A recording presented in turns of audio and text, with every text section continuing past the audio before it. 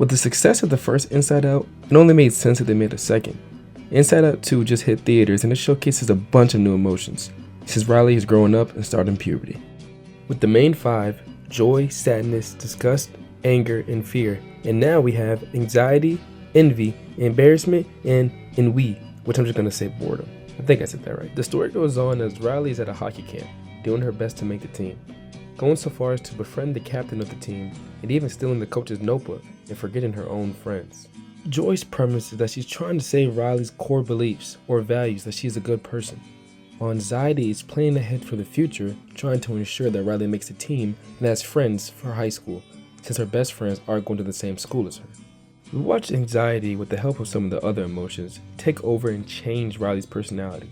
She's trying so hard to become something that she's not in order to make a team.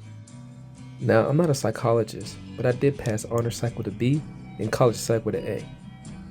When we let anxiety take over, we create problems in our head that scare us more than what actually happens in real life.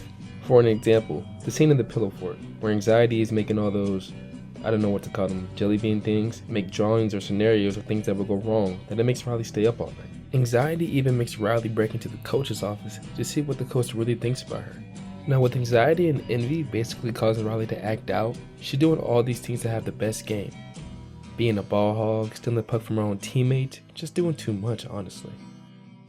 She even accidentally knocks over her own friend and then has to go to the box. Then she has a panic attack. When we go back in her head, we see anxiety all over the controls, causing her to freak out. By that time, Joy and the gang are back just in time to save the day. You need to let her go. Hearing that from Joy, the emotion who literally tried to keep Riley happy in every situation, was true growth. And look how slow time moved for her. When it was only 2 minutes in reality, it felt like a never-ending pain. Now I'm a Christian, and when I was watching TikToks after the movie, I saw this one about this verse, Philippians 4:6-7. The spirit of joy rebuked that anxiety spirit. Basically how Jesus can give us joy to knock out what's weighing us down. So then, with Joy going so hard to keep the I'm a good person value, she finally breaks and lets her values change. Now it's a number of them, good and bad. Kind of a sign of self-reflection and realization. For a kids movie, these two movies are really deep. The first one being, you can't be happy without being sad, and the second one being how anxiety can really stress out people, and how joy can bring you back.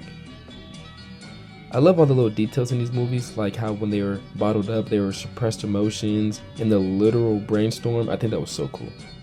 All in all, Inside Out 2 was a great flick and definitely added to my favorites.